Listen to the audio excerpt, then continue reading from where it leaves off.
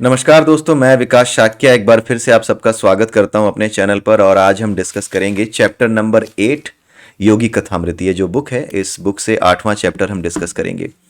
और इस चैप्टर में जो योगानंद जी हैं उनकी मुलाकात हुई थी जगदीश चंद्र बोस से, उसके बारे में उन्होंने यहाँ पर बताया है।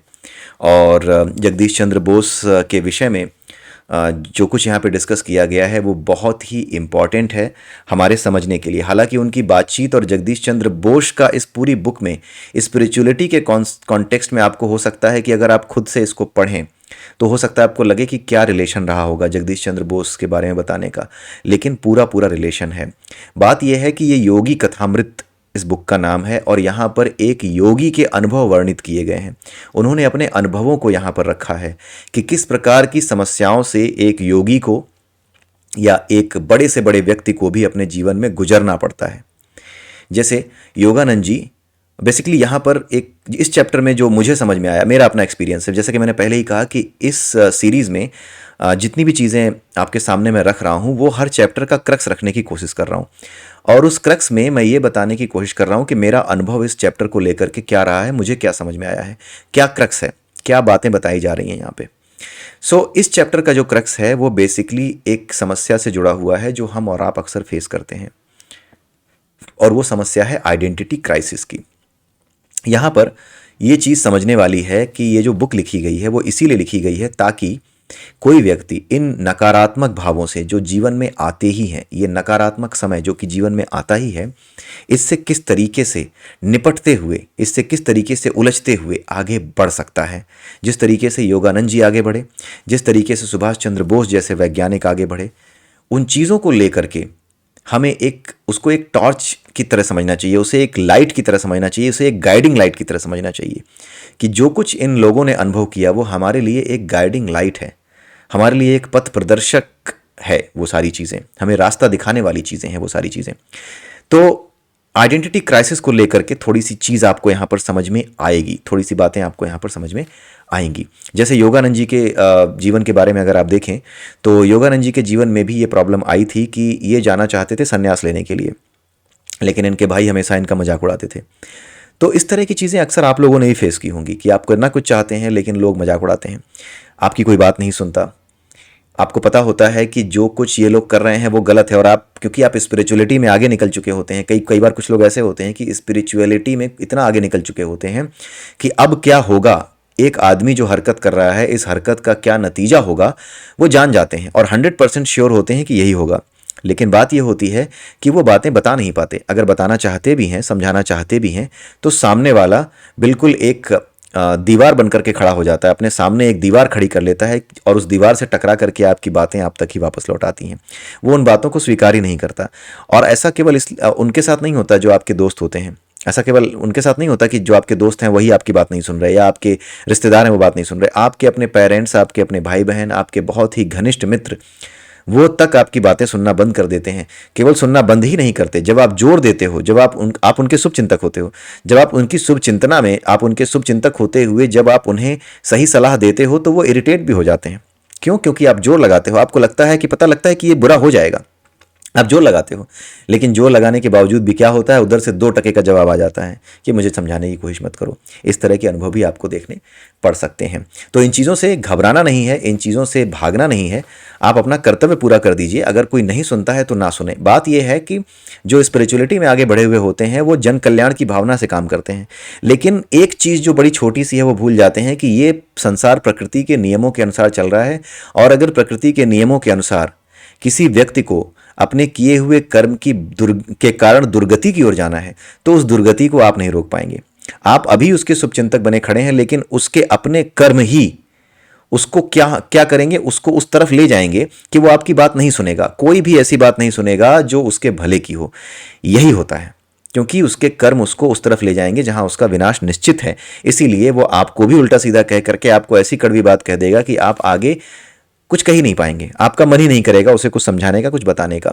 तो ये सारी चीज़ें प्रकृति के नियम के अनुसार चलने के कारण ही होती हैं, और व्यक्ति अपने किए की सजा पाता ही पाता है। इसी वजह से आप केवल अपना काम कर दीजिए, समझा दीजिए, बता दीजिए कि तुम्हारा ये पॉइंट ऑफ व्यू है, मेरा ये पॉइंट ऑफ व्यू है, आई थिंक कि तुम्हें ऐसा करना चाहिए, you can give it a chance. बस इतनी सी सभ्यता के साथ बात कर लीजिए, ज़्यादा जोर मत डालिए। कई बार क्या होता है, बहन है, भाई है, तो हम पीछे पड़ जाते हैं, दोस्त है तो हमें लगता है कि यार ये बर्बाद हो जाएगा, उसके पीछे पड़ जाते हैं, भाई मत कर मत कर मत कर, लेकिन वो नहीं सुनता। क्यों? क्योंकि जो नियति है वो अपना रास्ता बना लेती है। आप चाहे कितनी भी मेड़ बांधें, जब बाढ़ आती है तो उस मेड़ को तोड़कर ले जाती है। तो कर्मों की बाढ़ किसी के रोके नहीं रुकती, वो अपना बाड़ा तोड़ करके खेतों में, नालों में, नदियों में से होते हुए ही सारे किनारे तोड़कर अंत में समुद्र में मिलती है। तो यही नियति कही जाती है। इसलिए आप चाहें भी किसी को समझाना तो आप समझा नहीं सकते। और यही सारी चीजें इस बुक में महर्षि योगानंद जी ने अपने जीवन चरित्र को बताते समय हमारे सामने स्पष्ट की हैं। उन्होंने बीच बीच में खुल के लिखा है, लेकिन उनकी उम्मीद यही है, जो मेरी समझ है कि उनकी उम्मीद यही है कि आप इस बुक के माध्यम से, उनके जीवन चरित्र के माध्यम से इन बातों को बिन कहे ही समझ सकें।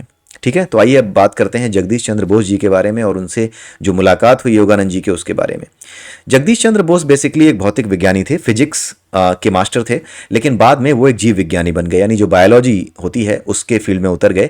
और पेड़ पौधों में भी जान है, वो भी हमारी तरह ही क्रिया करते हैं, इस तरह की ही बातें उन्होंने संसार के सामने रखी। जिस तरह से भौतिक विज्ञान में भौतिक चीज़ों, यानी जो निर्जीव, जिन चीज़ों को हम निर्जीव कहते हैं, जो जिनमें हम एटम्स के बारे में, मॉलिक्यूल्स के बारे में पढ़ते हैं, उन एटम्स के बारे में पढ़ा, हमने देखा कि एटम्स भी तरह तरह से रिएक्शन करते हैं। उसी तरह से जो हमारे जीव जंतु हैं, उन एटम्स के ही प्रभाव में ये सब भी अपना काम करते हैं, और इनके अंदर भी वही चीज़ें होती हैं जो कि भौतिक जगत में चेंज होते हैं। वैसे ही चेंज जो है हमारी कोशिका के स्तर पर उन एटम्स के माध्यम से, उन अणुओं के माध्यम से जो हमारे भीतर हैं, उनके माध्यम से हमारे अंदर भी वही चेंज होते हैं। तो सजीव और निर्जीव के बीच कोई सीमा रेखा जो थी, उसको दूर करने का काम, यानी जो युक्तेश्वर गिरी जी ने आपको बताया है होली साइंस में, कि ये पूरा का पूरा संसार कणों से बना है, अणुओं से बना है, कणों से बना है, छोटे छोटे, और उन्हीं कणों का सारा ये संसार बना हुआ है। और चाहे वो जीव पदार्थ हों, चाहे निर्जीव पदार्थ हों, सजीव हों या निर्जीव हों, उन सभी में उन्हीं कणों का वास है, और उन्हीं कणों की आपस की प्रतिक्रिया, उन्हीं कणों की आपस की प्रतिक्रिया, और उन्हीं कणों को जो प्रकाश मिला है, ईश्वरीय प्रकाश, उनसे उनमें जो चेतना आई है, जो चित्त से वो जो चित्त बन गए हैं, वो चित्त बनने के बाद जिस तरह का व्यवहार करते हैं, वो सब में एक जैसा है, चाहे वो सजीव हो या निर्जीव हो, क्योंकि हर चीज कण से बनी है। तो कण की संकल्पना देखिए यहां पर भी आ ही गई, जो कि जगदीश चंद्र बोस नाम के वैज्ञानिक ने यहां पर हमारे सामने रखी। यहाँ पर एक बड़ी अच्छी बात जो है, योगानंद जी ने बातचीत उनकी हो रही थी, तो एक बड़ी अच्छी बात योगानंद जी ने कही कि जो कवि है वो मतलब उनसे बात कर रहे थे जगदीश चंद्र बोस से, और उनसे बात करते समय ही उन्होंने ये कहा कि जो कवि होता है वो ऐसा लगता है जैसे कि उसे सच्चाई पहले से अपने भीतर ही पता होती है, लेकिन वैज्ञानिक क्या करता है कि वो बड़े ही अजीबोगरीब तरीके से उस सत्य तक पहुंचने का प्रयास करता है। ये बातचीत हो रही थी, और इस बातचीत के बीच में योगानंद जी और जो जगदीश चंद्र बोस हैं, उन दोनों के बीच ये वक्तव्य, ये स्टेटमेंट सामने निकल करके आया। तो इसी बीच योगानंद जी ने एक एग्जाम्पल भी दिया कि उनके एक कवि थे, उनके एक कवि दोस्त थे, और उन्होंने ये कहा था योगानंद जी से कि एक बड़ा ही सुंदर फूल है, उस सुंदर फूल की सारी पंखुड़ियां तोड़ करके मैं उस फूल के सौंदर्य अभिमान को नष्ट कैसे कर दूं, उसे छीन कैसे लूं। यानी वो कहना चाह रहा था कवि कि जिस तरीके से हमें दिक्कत होती है कि कोई हमारा अपमान करे, उसी प्रकार से फूल को भी अपमानित होने का भय सताता है, उसे भी अपमानित और लज्जित महसूस होता है। तो ये सारी बातें उनके मित्र ने उनसे कही, और ये कोट किया उन्होंने। तो यहीं पर जो है जगदीश चंद्र बोस जी ने उनको ये बात बताई कि जो कवि होता है वो तो सत्य को पहले से जानता है, लेकिन वैज्ञानिक बड़े ही अजीबोगरीब तरीके से उसी सत्य तक पहुंचता है जिस सत्य की बात कवि कर रहा है। ठीक है, तो जगदीश चंद्र बोस जो है वो प्रेसिडेंसी कॉलेज है कोलकाता में, वहाँ पर पढ़ाया करते थे, और वहीं पर जो है योगानंद जी ने जाकर के इनसे मुलाकात की थी। आप पढ़ लीजिएगा कि किस तरीके से और उनकी मुलाकात हुई जगदीश चंद्र बोस जी से। और कुछ समय के बाद जगदीश चंद्र बोस जी ने अपना जो टीचिंग कैरियर है वो छोड़ दिया, और टीचिंग कैरियर के बाद उन्होंने अपना ही एक अलग इंस्टीट्यूट बनाया जिसका नाम था बोस इंस्टीट्यूट, और कॉलेज छोड़ करके उन्होंने उस बोस इंस्टीट्यूट का उद्घाटन किया। और उन्होंने जब अपना भाषण दिया, वहाँ पर जो ओपनिंग सेरेमनी में जो भाषण दिया जाता है, वहाँ पर जब उन्होंने भाषण दिया तो उन्होंने ये बताया कि सजीवों और निर्जीवों के बीच में असल में कोई सीमा रेखा है ही नहीं, दोनों ही कणों के प्रभाव में काम कर रहे हैं, अणुओं के प्रभाव में काम कर रहे हैं, दोनों पर ही एक तरह का ही प्रभाव होता है। तो सजीव और निर्जीव के बीच में कोई अंतर नहीं है, किस स्तर पर?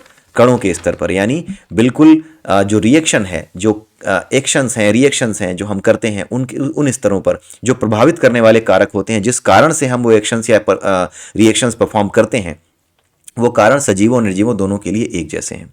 उन्होंने एक बात और बताई, उन्होंने ये भी बताया कि जब उन्होंने कुछ विदेशी वैज्ञानिकों को अपनी इस खोज के बारे में बताने का प्रयास किया कि सजीवों और निर्जीवों में कोई अंतर नहीं है, और उन्होंने एक्सपेरिमेंट के माध्यम से कुछ चीज़ें सामने रखी भी जो कि लॉजिकल थी, लोगों को समझ में भी आ रही थी, लेकिन वहाँ पर कुछ ऐसे जलकुकड़े लोग बैठे थे, कुछ जलकुकड़े साइंटिस्ट बैठे थे जो जल गए उनकी बातें सुन करके।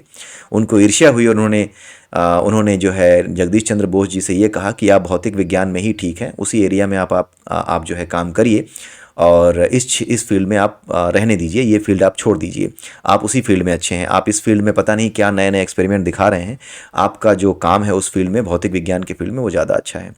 तो ये घटना जब जगदीश चंद्र बोस ने सामने बैठे लोगों को बताई तो उन्होंने एक बड़ा ही अच्छा स्टेटमेंट दिया जो बहुत इंपॉर्टेंट है, हम सबको समझ में आना भी चाहिए और हम सब इस चीज़ से दो चार होते भी हैं। उन्होंने ये कहा कि ज्ञान की तरह अज्ञानता भी धर्म के समान प्रश्नातीत है। ध्यान से सुनिएगा, ज्ञान की तरह ही अज्ञानता भी धर्म के समान प्रश्नातीत है। इसका मतलब मैं आपको बताता हूं। कुछ लोगों को ज्ञान का अहंकार होता है, ठीक है, कुछ लोगों को ज्ञान का अहंकार होता है, और कुछ ऐसे भी होते हैं, बड़ी अजीब बात आपको कहने जा रहा हूं लेकिन ये सत्य है, कुछ लोगों को अज्ञानी होने का भी अहंकार होता है, कुछ लोगों को अज्ञानता का भी अहंकार होता है। अब इन दोनों को हम एक एक करके समझते हैं कि ये क्या है, लेकिन उससे पहले ये आप समझ लीजिए कि जिसे ज्ञान का अहंकार होता है और जिसे अज्ञानता का अहंकार होता है, दोनों ही आपकी बात नहीं सुनते। आई रिपीट, जिसे ज्ञान का अहंकार होता है वो भी, और जिसे अज्ञान का अहंकार होता है वो भी, दोनों ही आपकी बातें, क्या किसी की बातें नहीं सुनते, क्योंकि वो अपने सीखने के दरवाजे बंद कर चुके होते हैं। उन्हें लगता है कि जितना मैं जानता हूँ वही कंप्लीट है, जो कुछ मुझे पता है वही पूर्ण सत्य है, इसलिए वो अपने दरवाजे बंद कर चुके होते हैं। और जिसका दरवाज़ा बंद है, एक तो होता है कि दरवाज़ा बंद है, आप सो रहे हैं, आपको सुनाई नहीं दिया, लेकिन दूसरा ये है कि दरवाज़ा उसने जानबूझ के बंद किया है, आप खटका रहे हैं लेकिन वो अंदर ना होने का नाटक कर रहा है। सोया उसे जाता है जो कि जगाया उसे जाता है जो सो रहा हो, लेकिन जो सोने का नाटक कर रहा हो उसे जगाया नहीं जा सकता। ठीक है, जो सो रहा हो उसे जगा सकते हो आप, लेकिन जो सोने का नाटक कर रहा हो उसे कैसे जगाओगे? यही बात है कि जो व्यक्ति ज्ञान और अज्ञान से ग्रसित होता है, जिसे ज्ञान का अहंकार होता है और जिसे अज्ञान का अहंकार होता है, वो दरवाजे पे खटकाने की आवाज़ सुन करके भी ना होने का, कमरे के भीतर ना होने का नाटक करता है। ठीक है, यही चीज़ यहां पे समझाई गई है। अज्ञानी क्या करता है? अज्ञानी जिसे नहीं पता है, जिसे किसी चीज़ का या किसी घटना के बारे में नहीं पता है कि इसका कारण क्या हो सकता है, लेकिन जब कोई उसके सामने उसके कारण को रखने की कोशिश करता है कि देखो भाई इस घटना का कारण ये हो सकता है, ये मेरी समझ में आया है, तो जो अहंकारी होता है, जिसे अज्ञान, जो अहंकार, मतलब ज्ञान और अज्ञान का लेना देना ही नहीं है, ये सीधा का सीधा जो एक्सप्लेनेशन है वो अहंकार के आधार पर किया जा रहा है। तो जिसे अहंकार होता है, अगर उसे अज्ञान है कि एक चीज़ कैसे होती है इसके बारे में नहीं पता है, तो भी अगर उसके अंदर अहंकार है और आप उसके सामने सही तथ्य रखोगे, सही बात रखोगे, तो भी वो क्या करेगा? तो अभी वो यही कहेगा कि यार समझ नहीं आ रहा ठीक से, रहने दो यार, इसको किसी और से पूछेंगे, इसको मैं देखता हूँ क्या होता है, तुम्हारी बात समझ में नहीं आ रही। ऐसा नहीं है कि उसे आपकी बात समझ में नहीं आ रही। बात यह है कि जो अज्ञानी है और उसे अहंकार भी है, उसका सोचना यह होता है कि मैं ही खोजूंगा, मैं ही पता करूंगा और मैं ही सामने रखूंगा। तो कोई बुरा नहीं है इसमें कि आप सामने रखो, लेकिन दूसरे के विचारों और दूसरे के तथ्यों को सुनने के बाद जो इनपुट आपको मिलता है वो हम सब की, पूरी मानव जाति की यात्रा को छोटा कर देता है। जो काम लंबा समय लेता, जिस चीज को जानने में लंबा समय लगता, हो सकता है कि सामने वाले के तथ्यों और उसके विचारों के माध्यम से उस ऑन टॉप ऑफ दैट आप कुछ ऐसी चीजें खोज सको कि चीजों को जल्दी से हल किया जा सके। तो मनुष्यों में एक दूसरे के प्रति जो स्वीकार्यता है, खास करके ज्ञानियों में, ये बड़ी कम है। आपने एक चीज और महसूस की होगी कि हम लोग सवालों के घेरे में हमेशा पड़े रहते हैं कि आप ऐसा कैसे कह सकते हैं, लेकिन जो लोग सनातन धर्म के बारे में उल्टी सीधी बातें कर रहे हैं, ये कृष्ण तो रास रचाते थे, कृष्ण तो रसिया थे, या फिर कृष्ण ने तो ये किया था, वो किया था, कैसे भगवान हो गए, राम ने तो सीता जी को छोड़ दिया था, कैसे भगवान कहते हो, ये जो तर्क वितर्क हैं, इन पर आप कभी भी क्रॉस क्वेश्चन या इनको आप कभी आंसर नहीं देते, लोग कभी आंसर नहीं देते। लेकिन जब कोई व्यक्ति अपने अनुभव रखता है तो उससे प्रश्न करने वाले, स्पिरिचुअल अनुभव जब रखता है तो उससे प्रश्न करने वाले, उसको चैलेंज करने वाले कि तुम ऐसा कह सकते हो, तुम्हें कैसे पता है। ज़्यादा से ज़्यादा ये होगा, हाँ ये तुम्हारे अपने थॉट होंगे, होता है अपने थॉट। मैं भी यही कहता हूं कि मैं अपने थॉट शेयर कर रहा हूं, लेकिन इसकी स्वीकार्यता आपको ओपन बनाती है। आपको कभी भी ये नहीं समझना चाहिए, कई बार क्या होता है कि इमेज बन जाती है। जैसे कई बार ये मैंने भी अपनी लाइफ में फेस किया कि एक बार मेरी इमेज ऐसी बन गई, क्योंकि कुछ समय ऐसा चल रहा था, इमेज ऐसी बन गई कि कोई मेरी सही बात भी नहीं सुनता था। मैंने किसी प्रॉब्लम को सॉल्व कर लिया, मैं सॉफ्टवेयर इंजीनियर हूं, मैंने एक बग ऐसी थी जिसको मैंने सॉल्व कर दिया। कोई उसको सॉल्व नहीं कर पा रहा था, 1 साल से 1.5 साल से बार बार आता था, बार बार वो बग चली जाती थी। ऐसे ही कि ओपन रहेगी, अगली बार आएगी तो हमें जो है लॉग दे देना, हम उसको एनालाइज करके बता देंगे। वो प्रॉब्लम 1 साल से ऐसे ही पड़ी हुई थी। हुआ क्या कि एक छोटी सी चीज़ थी जो दूसरे पकड़ नहीं रहे थे, वो मेरी पकड़ में आ गई। किसी के साथ भी हो सकता है, वो मेरी पकड़ में आ गई और मैंने उस प्रॉब्लम को सॉल्व कर दिया। सॉल्व करने के बाद क्या हुआ कि मैंने उस चीज़ को रखा, सामने रखा कि ये चीज़ ऐसे हो जाएगी, बट समहाउ पता नहीं क्या बात थी, लोगों ने यकीन ही नहीं किया उस सोल्यूशन को। उन्होंने बोला कि ओके विकास, हम देखेंगे क्या है। मैंने उनको कोड तक भेज दिया, अपना प्रोग्राम तक भेज दिया, उन्होंने नहीं देखा, उन्होंने नहीं देखा। वो लगे रहे, प्रॉब्लम फिर भी सॉल्व नहीं हो रही थी। अब कस्टमर ने एस्केलेट कर दिया। जब एस्केलेट कर दिया तो हुआ ये कि भाई गर्दन फंसने लगी, जो हीरो बन के आगे बैठे हुए थे उनकी गर्दन फंसने लगी। तो लास्ट में क्या हुआ कि जब गर्दन फंस रही है तो क्या करें, अब तो नौकरी बचानी है। तो उलट करके वो चीज़ घूम करके मेरे पास आई कि विकास ये बहुत इंपॉर्टेंट इशू है, इसको आपको फिक्स करना है। ये बहुत कस्टमर की तरफ से हाई हीटेड होके आया और आपने कुछ बताया था कि you have found the solution. उन्हें लगा कि शायद, मतलब उन्हें यकीन था कि शायद मुझे गलतफहमी है कि मुझे सोल्यूशन मिल गया, जबकि मुझे सोल्यूशन मिल गया था। उन्होंने जैसे ही ये कहा, अगले दिन की 5 मीटिंगें सेट कर दी गई थी, उसके अगले दिन की 6-7 मीटिंगें सेट कर दी गई थी। मतलब भयंकर रिपोर्टिंग स्ट्रक्चर तैयार कर दिया गया था। मुझे सोल्यूशन उसका पता था, कर चुका था मैंने उसको किया, उसको सामने रखा और वो प्रॉब्लम फिक्स हो गई, फिक्स हो गई वो, राइट। एंड देन उसके बाद भी 2-3 दिनों तक, केवल इसलिए कि फिक्स कैसे कर दी इसने, 2-3 दिनों तक मैं ये एक्सप्लेन करता रहा। तरह तरह के बहानों से मेरे पास आते थे वो लोग, तरह तरह के बहानों से वो लोग मेरे पास आते थे। कैसे, विकास ये प्रॉब्लम फिक्स तो हो गई है, लेकिन वी वांट टू नो कि वी वांट टू अंडरस्टैंड कि what you have fix, what was the root cause. तो मैंने बोला कि बहुत सिंपल सा है, रूट कॉज और फिक्स तो दे दिया ना, चल तो रहा ही है। एंड अगर आप चाहते हैं तो मैं उसको एक्सप्लेन कर दूंगा। नहीं नहीं नहीं, हम आएंगे, 4-5 लोग मिल करके आएंगे, हम बड़े लोग आएंगे और आपसे पूछेंगे कि आपने किया क्या है एक्चुअली में, आपको मिल कैसे गया, आपको कैसे मिल गया। तो ये आइडेंटिटी क्राइसिस मैंने फेस बहुत बार किया, और ये आपके साथ भी हो सकता है, किसी के साथ भी हो सकता है, लेकिन इससे घबराना नहीं है। इन चीज़ों पे इरिटेशन होती है, मुझे भी होती है कई बार, क्योंकि ये हमारे काम को रोकते हैं। हम जो योगदान दे सकते हैं, जो कंट्रीब्यूशन दे सकते हैं, उस कंट्रीब्यूशन के रास्ते में आकर के ये चीज़ें खड़ी हो जाती हैं। तो ये जो चीज़ें होती थी मेरे साथ, उसमें हुआ क्या कि मीटिंग्स रख दी गई, 4-5 मीटिंग्स रख दी गई, हर मीटिंग में बात की जा रही है, केवल 2 लाइन का कोड चेंज था, और 2-3 मीटिंग्स मैंने फेस की। और इस बहाने के साथ लोग आते थे कि हम केवल ये देखना चाहते हैं कि कहीं कुछ ऐसा तो नहीं है, रिव्यू करना चाहते हैं, कहीं कुछ ऐसा तो नहीं है कि जो छूट रहा हो और उसकी वजह से, मतलब ये प्रॉब्लम तो फिक्स आपको होती दिख रही, हो सकता है कोई और प्रॉब्लम ना आ जाए, क्योंकि ये प्रॉब्लम बड़ी टेढ़ी थी, ऐसा ना हो कि फंक्शनल रिग्रेशन क्रिएट हो जाए इसमें। तो किसी भी बहाने से वो आते रहे। जब उन्हें कुछ नहीं मिला तो ultimately it was done, I got the appreciation from the client. बहुत सी चीज़ें हुई, क्लाइंट साइड पर ही था मैं उस समय। तो ये जो आइडेंटिटी क्राइसिस है, ये कई बार क्रिएट होता है, कई बार क्रिएट किया जाता है आपके लिए।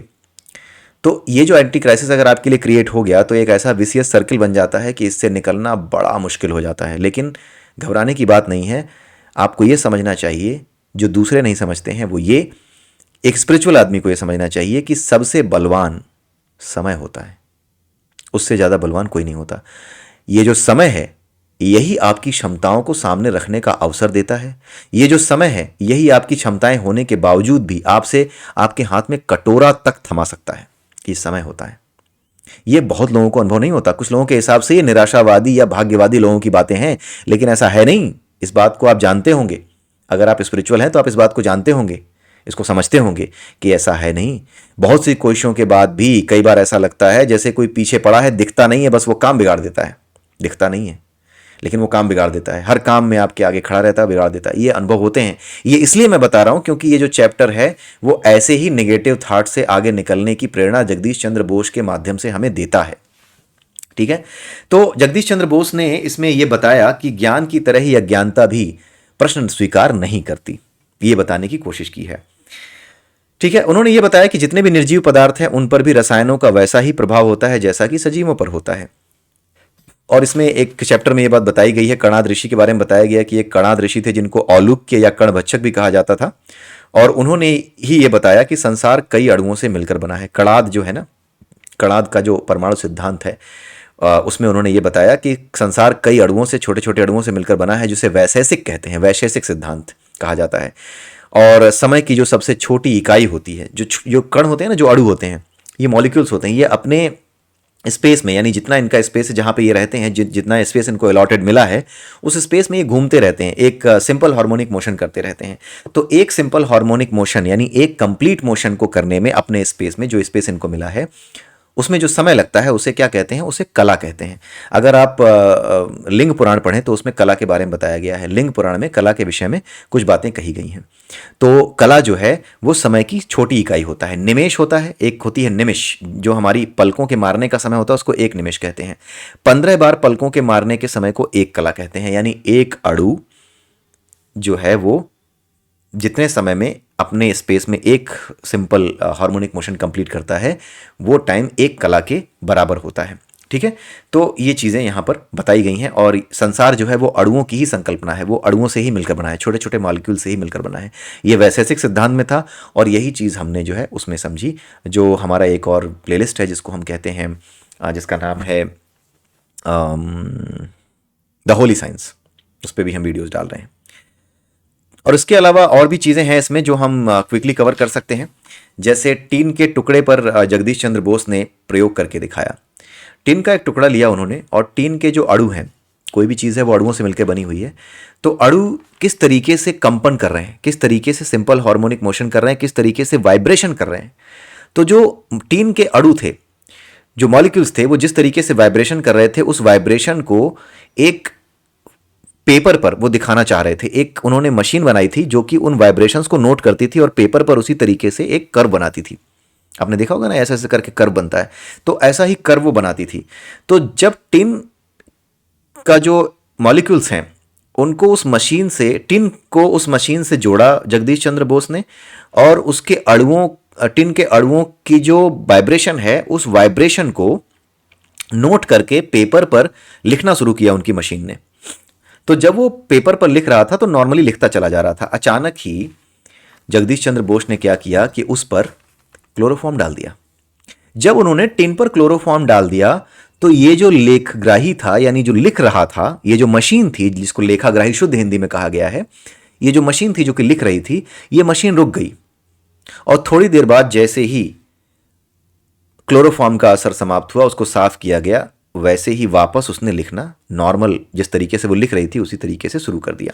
यानी क्लोरोफॉर्म डालते ही उसने लिखना बंद कर दिया, यानी मशीन को कोई वाइब्रेशन मिलना बंद हो गया। जब वाइब्रेशन मिलना बंद हो गया तो उसने लिखना बंद कर दिया, यानी कि जो टिन के एटम्स हैं उनमें कोई वाइब्रेशन नहीं हो रहा था। लेकिन जैसे ही वापस उसको साफ कर दिया गया, वापस उसकी सामान्य स्थिति में उसको ले आया गया, तो वैसे ही वाइब्रेशन वापस शुरू हो गए। तो यही सारी चीज़ें होती हैं। ये सारी चीज़ें उन्होंने बताई कि निर्जीवों पर भी प्रभाव पड़ता है। ये एक्सपेरिमेंट किया हुआ है। आप सोचिए जरा कि ये सारी बातें जगदीश हमारे यहाँ पर किताबों में, इतिहास की किताबों में, भूगोल की किताबों में, भूगोल किताबों में तो खैर इन वैज्ञानिकों के बारे में नहीं बताया जा सकता, लेकिन इतिहास की किताबों में, हिंदी की बुक्स में, या जनरली जो किताबें हमारे स्कूलों में बच्चों को पढ़ाई जा रही हैं, आप जरा सोच करके देखिए कि जगदीश चंद्र बोस के बारे में ये जो चीज़ें उन्होंने की, ये जो इंपॉर्टेंट काम उन्होंने किए, ये क्यों नहीं बताए जाते? उनको लेकर के एक भी चैप्टर क्यों नहीं है? यहां औरंगजेब पेज नंबर 1 से लेकर के पेज नंबर लास्ट पेज तक बना रहता है, कहीं ना कहीं बीच बीच में कूद कर आता रहता है। लेकिन ये जो बड़े वैज्ञानिक हैं जगदीश चंद्र बोस, इनके बारे में एक चैप्टर, एक लाइन आपको किताबों में नहीं मिलती। कारण ये है कि सनातन धर्म की जो महानता है वो सामने आ जाएगी। जो प्रश्न उठते हैं, जो बच्चों के दिमाग में प्रश्न डाले जा रहे हैं ताकि कल को वो अपने ही धर्म से विद्रोह कर दें, यही किया जा रहा है स्कूलों में, यही किया जा रहा है। अब तो ये रोक दिया गया है। जब से भाजपा की सरकार बनी है तब से उन्होंने जो सबसे महत्वपूर्ण काम किया है वो यही किया है कि दुष्टों की दुष्टता समाप्त कर दी है। और इसीलिए मैं सभी से अनुरोध करता हूं कि चाहे कुछ भी हो जाए, अपने जरा से स्वार्थ के लिए इस सरकार को गिरने मत देना। 2024 में इस सरकार को दोबारा आपको बनाना है। हमारी लड़ाई नेताओं से नहीं है। हमारी लड़ाई इस समाज में बैठे हुए असामाजिक तत्वों और स्वार्थी लोगों से है, जो अपने जरा से स्वार्थ के लिए उसी पेड़ की उसी डाल को काट रहे हैं जिस पे वो खुद बैठे हैं। उनकी मूर्खता से उन्हें भी हमें बचाना है और अपने बच्चों को और खुद को भी बचाना है। इसलिए हमें इस चीज़ का ध्यान रखना पड़ेगा। आप जरा सोचिए कि क्यों इनके बारे में नहीं लिखा जाता है। आप जरा सोचिए कि ये जो इतनी बड़ी बड़ी बातें हैं जो कि हम इतने आराम से यहाँ पर समझ रहे हैं, ये सारी बातें अगर बच्चों को समझाने की कोशिश की जाए तो क्या हाई स्कूल या 11th या 12th के बच्चे को ये बातें नहीं समझाई जा सकती? क्या वो एटम्स के बारे में नहीं पढ़ता? क्या वो जगदीश चंद्र बोस के इन एक्सपेरिमेंट्स को और ये जो बातें यहाँ पर कही गई हैं कवि को लेकर के कि कवि जिस सत्य तक जो है पहले पहुंच चुका होता है उस तक वैज्ञानिक अजीबोगरीब ढंग से पहुंचता है, ये बात जगदीश चंद्र बोस ने बोली थी। ये सारी बातें अगर सामने रखी जाए तो क्या एक सोचने का नया नजरिया पैदा नहीं होगा? बिल्कुल होगा। लेकिन नहीं, उन लोगों को जिन लोगों ने ये बुक लिखी, जिन लोगों ने बुक्स लिखी, हमारे बच्चों को पढ़ने के लिए जो बुक्स लिखी गई, उनका उद्देश्य ही पूरे भारत को बर्बाद करना था। यहां पर एक ऐसी विचारधारा को स्थापित करना था जो पूरे के पूरे सनातन धर्म को, जो पूरी तरह से वैज्ञानिक है, उसको समाप्त करके उनके लंपट जीवन को इस संसार में उतार सके। ये उनका उद्देश्य था। इस वजह से उन्होंने इस तरह की किताबों में इस तरह की मक्कारियां की और इस तरह की चीजें की और इस तरह के वैज्ञानिकों के बारे में एक लाइन नहीं लिखी। आप सोचिए, जगदीश चंद्र बोस पर आपको एक चैप्टर नहीं मिलता, आपको श्रीनिवास रामानुजम पर एक चैप्टर नहीं मिलता। आप अपने बच्चों को पढ़ाते रहिएगा, प्लीज बताते रहिएगा, क्योंकि किताबों में बड़ी मुश्किल है कि ये चीज़ें मिले, क्योंकि धीरे धीरे करके परिवर्तन हो रहा है। इसलिए मुझे उम्मीद है कि ये चीज़ें सामने आएंगी। वर्तमान सरकार निश्चित रूप से ये करेगी कि इन चीज़ों को सामने रखे। अदरवाइज आप जरा सोच करके देखिए कि जिन किताबों में औरंगजेब जैसे लोगों को जो कि कट्टर थे, उन लोगों को इतने विस्तार से समझाया जाता है, उन किताबों में रानी लक्ष्मीबाई की महानता को कभी नहीं समझाया जाता। कभी नहीं बताया जाता कि एक महिला इतनी वीर भी हो सकती है, जो अपने आदर्शों के लिए अपने प्राण तक दे सकती है और बहादुरी से लड़ भी सकती है। प्राण देना तो बहुत छोटी बात है, अपने आत्मसम्मान के लिए प्राण देना बहुत छोटी बात है, लेकिन लड़ते हुए प्राण देना एक स्त्री के लिए, जिसको कि कमजोर समझा जाता है, होती नहीं है, समझा जाता है। इतने बड़े बड़े उदाहरण हमारे समाज में हमारे लोगों के सामने रखे जाएंगे तो ये सारी चीज़ें चैलेंज हो जाएंगी। जो उन्होंने हमारे दिमाग में, हमारे बच्चों के दिमाग में भरी हैं, जो जहर भरा है, वो चैलेंज जाएगा। इसलिए ये सब किया गया है। इसलिए हमें सचेत रहना होगा। आइए आगे देखते हैं। योगानंद जी ने इस एक्सपेरिमेंट को देख करके सुझाव दिया कि जिस तरीके से आपने ये एक्सपेरिमेंट मुझे दिखाया है, मुझे तो ऐसा लगता है कि ये जो क्लोरोफॉर्म है या फिर हम जो तरह तरह की खादें डालते हैं ज़मीन में पौधों को बढ़ाने के लिए, फसलों को बढ़ाने के लिए, उन फसलों पे उन खादों का इस तरीके से अध्ययन किया जा सकता है जिस तरीके से आप कर रहे हैं, और ये देखा जा सकता है कि कितनी खाद की आवश्यकता असल में होगी, कितने पर कितना रिएक्शन कर रहा है पौधा। ये समझ जाएं तो हम कितनी खाद की आवश्यकता होगी, इसका उपयोग तो हम बड़े अच्छे से कर सकते हैं।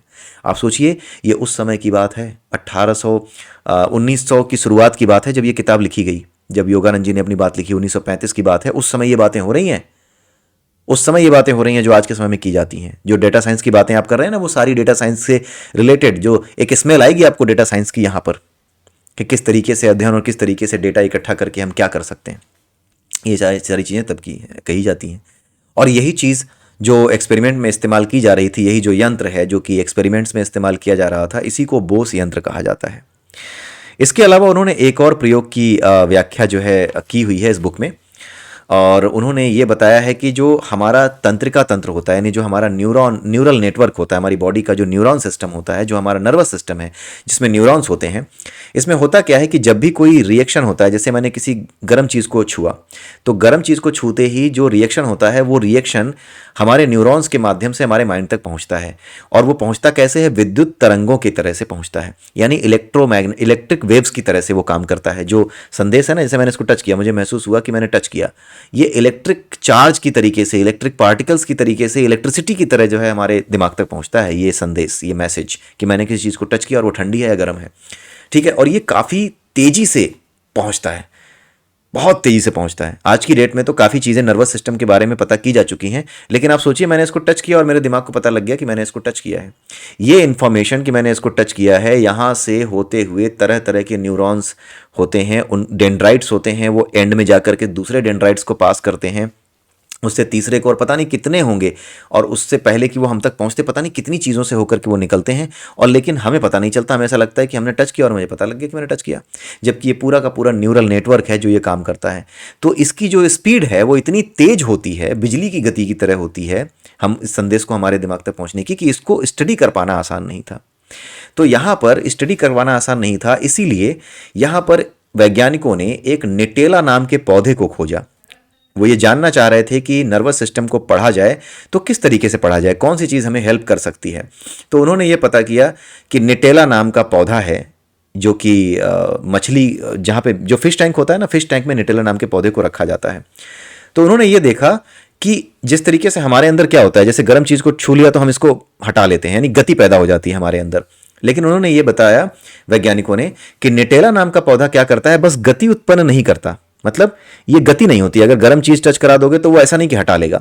द ओनली थिंग इज कि वो बस हटाता नहीं है, गति नहीं करता। लेकिन उसके अलावा जितना भी एक्शन रिएक्शन होता है, जो आपने पढ़ा होगा ना, एक जो प्रत्यावर्ती चाप होता है, शुद्ध हिंदी बोल रहा हूं, इंग्लिश मुझे याद नहीं आ रही। प्रत्यावर्ती चाप ऐसे समझ लीजिए आप कि जब आप किसी चीज को टच करते हैं ना, तो टच करने पर जो एक्शन, मतलब मेरे दिमाग तक पहुंचना और पहुंचने के बाद क्या रिएक्शन देना है, इसको हम एक प्रत्यावर्ती चाप कहते हैं। ठीक है, इसको एक आप कैसे कह सकते हो, एक न्यूरल एक न्यूरल एक्टिविटी आर्क आप कह सकते हो। मैं बिल्कुल शुद्ध इंग्लिश इसकी नहीं बता पा रहा हूं, आप भाव समझ गए होंगे, ठीक है, क्योंकि बिल्कुल शुद्ध इंग्लिश मुझे देखनी पड़ेगी क्या है। तो ये जो होता है, ये एक प्रत्यावर्ती चाप शुद्ध हिंदी में कहा जाता है, प्रत्यावर्ती क्रिया इसको कहते हैं। किसी चीज को टच किया, गर्म है तो हटा लिया, इसको प्रत्यावर्ती क्रिया कहते हैं। तो जब आपने टच किया, टच करने के बाद ये इंफॉर्मेशन पहुंची कि आपने टच किया, ये गर्म है, और ये इंफॉर्मेशन की अब हटा लो, ये भी हमारे माइंड से आती है। ये पूरा का पूरा जो एक्शन और रिएक्शन है, इस पूरे को प्रत्यावर्ती चाप कहते हैं। ठीक है, तो ये निटेला के पौधे में भी होता था, उस तक भी इंफॉर्मेशन पहुंचती थी और वापस जो है रिएक्शन जाता था, लेकिन उसमें गति नहीं होती थी निटेला के पौधे में। जैसे हम हटा लेते हैं, वो हटाता नहीं था, लेकिन बाकी सारे काम वैसे ही होते थे। तो निटेला का जो पौधा था, उसको इस्तेमाल किया गया किस चीज के लिए, न्यूरल नेटवर्क को या न्यूरॉन सिस्टम को, हमारा जो नर्वस सिस्टम है उससे मिलता जुलता था निटेला का पौधा, उसकी क्रिया विधि उससे मिलती जुलती थी। तो उसको स्टडी करके हमारे जो नर्वस सिस्टम है उसको स्टडी करने के लिए उसकी हेल्प ली गई। हमारे नर्वस सिस्टम को स्टडी करने के लिए निटेला के पौधे की हेल्प ली गई, क्योंकि निटेला का पौधा भी उसी तरीके से रिएक्ट करता था जिस तरीके से हमारा नर्वस सिस्टम रिएक्ट करता है।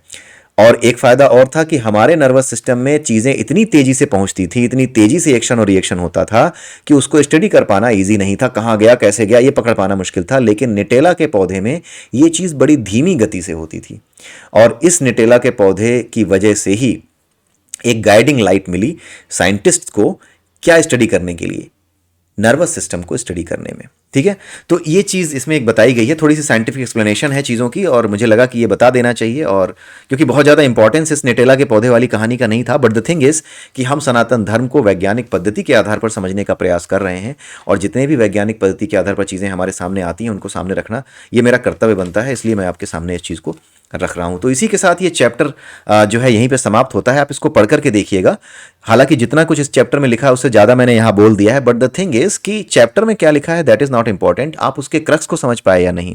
मेन क्रक्स था कि सजीव हो चाहे निर्जीव हो, वो सब के सब कणों से बने हैं, अणुओं से बने हैं। कणाद की जो संकल्पना है, जो कणभक्षक हैं या जो औलुक्य हैं, जो पुराने जो हमारे ऋषि हुए हैं उन्होंने इसको सामने रखा। उसके अलावा आप जो द होली साइंस में कणों के आधार पर ही समझ रहे हैं कि संसार, ये सृष्टि की रचना असंख्य कणों से हुई है, वो सारी चीज़ें आज यहाँ पर एक हो गई। ठीक है, वो सारी चीज़ें आप कलेक्ट करके एक बार में आप सुन सकते हैं, समझ सकते हैं। ठीक है, तो ये क्रक्स है, इसको समझना कहीं ज़्यादा जरूरी है रेदर देन कि इस बुक में उस चैप्टर को आपने पढ़ लिया, उनकी बातों को सुन लिया। समझना जरूरी है क्रक्स क्या है, भाव क्या है। तो एक चीज़ तो आप ये ध्यान रखिएगा, आइडेंटिटी क्राइसिस बड़े बड़े वैज्ञानिकों तक को सहना पड़ा है। आपने देखा ना कि जगदीश चंद्र बोस को लोगों ने कह दिया कि आप यार फिजिक्स में ही रहो, वही ठीक है, आप दूसरा कुछ मत करो, ठीक है, और कुछ नहीं करना, तुम्हारे बस का यही है। तो इस तरह के स्टेटमेंट, इस तरह की बातें आपके सामने आएंगी, आपको अनुभव होगा, आपको दुख भी होगा, लेकिन लगे रहिएगा, क्योंकि आप अकेले नहीं हैं। बड़े बड़े लोग जिन्होंने बड़े बड़े काम किए हैं अपने जीवन में, उन्होंने भी इन चीज़ों को फेस किया है। ये प्रकृति है, प्रकृति का यही नियम है। आइडेंटिटी क्राइसिस के सामने जरूर आएगा जो स्पिरिचुअल है। ठीक है, इसलिए आपको ये ध्यान में रखना होगा कि आपको इससे घबराना नहीं है। इरिटेशन होगी, लेकिन गुस्सा आएगा, गुस्सा निकाल दीजिए, लेकिन जब आप इस चीज़ को जानते हैं कि ऐसा होगा, तो आपका गुस्सा शांत करना, अपने आप को कंट्रोल करना आपके लिए ईजी हो जाता है। दिक्कत तब होती है जब आप ये नहीं जानते कि ये रुकेगा कैसे।